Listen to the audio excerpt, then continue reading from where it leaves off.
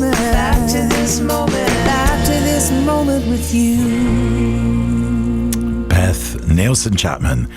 Back to this moment, and as I say, Beth is touring currently. She's playing Now's in London tomorrow and the Underneath the Stars Festival this coming weekend.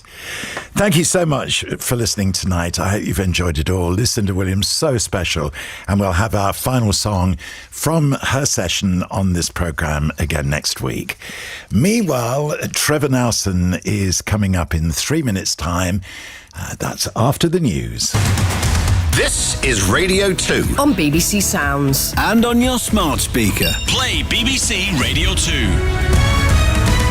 BBC News at 10 o'clock. This is Matthew Carter.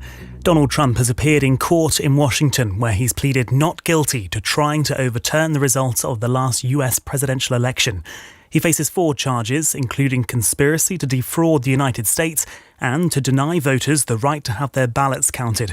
Our North America correspondent John Donnison has been at the federal courthouse. Donald Trump arrived at court with a Secret Service motorcade after flying in from his Bedminster Golf Resort in New Jersey. Dressed in a dark suit, blue shirt and trademark red tie, he entered the courtroom accompanied by his lawyers without speaking to reporters. Like any other defendant, the former president was asked to confirm his name and age and was read his rights before the 4 criminal charges he faces were read out. After approaching the bench, Mr. Trump was asked to enter a plea. His lawyer did it for him. Not guilty on all charges. The Bank of England has signalled that interest rates are unlikely to start coming down anytime soon after they went up for the 14th time in a row. The base rate has risen by 0.25 percentage point to 5.25%, meaning that borrowing costs are now at their highest level since April 2008. Jemana Salahin is from the investment management company Vanguard. Is it the right thing to do? We at Vanguard think, yes, it's the right thing to do, because in order to get inflation back to target, we believe that actually a couple of more rate hikes are going to be necessary. Inflation is proving to be sticky around the world, not just in the UK. 5 people have been arrested after members of the environmental group Greenpeace climbed onto the roof of Rishi Sunak's Yorkshire home to protest against the UK's energy policy. Earlier this week, Mr Sunak defended the decision to grant 100 new licences for oil and gas exploration in the North Sea. The Deputy Prime Minister, Oliver Dowden, said he thought British people were sick of what he called stupid stunts. The American Super Bowl champion Tom Brady has bought a minority stake in Birmingham City Football Club. He retired from American football after 23 seasons in February. Cliff Horrocks, the chairman of the Birmingham City supporters group Blues Trust, says the fans are excited about the club's future. Blues fans were buzzing anyway with what's going on with the new ownership and the amount of things that are going on, the different announcements and the appointments so far.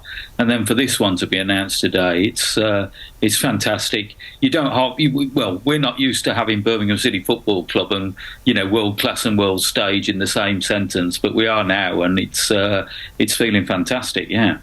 And the Shadow Chancellor Rachel Reeves has challenged Rishi Sunak to a game of chess. The Prime Minister is set to announce £500,000 of investment for the English Chess Federation.